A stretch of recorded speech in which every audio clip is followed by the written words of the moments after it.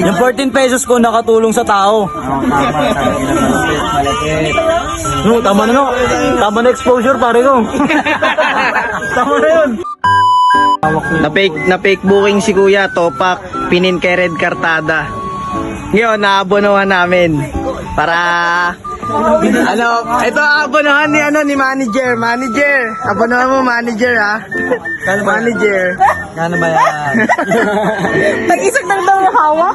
Abonohan na lang ni manager, boss manager. Para kilala mo si... Para hindi na magbabalik si Kuya. Yan. Pero ano yung kuya, i-report mo na si Jollibee if ever. Hindi na, receive na eh. Receive na kasi. Tayo na lang magre-receive eh. Kain na no. Wala yung price din mo. Ay na lang daw ya. Kukunin na lang daw ya. At na-fake book si Kuya. Ngayon, kami na lang mag-receive, kami na lang magbabayad para para wala nang problema. Ano naman diba? po? So yung nakapangalan kay Red. Ayan, nabonan na namin.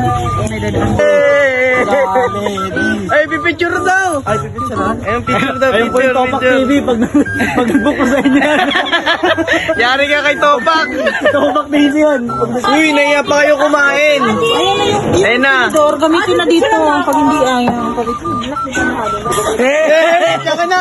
Parang yung walang ambag, nauna pa kumain ha! Chicken pagod, chicken po! Thank you ya. Na-fake book si Kuya. Tapos kami na lang sumaloy ng kung magkano yung share ng bayad ng Jollibee.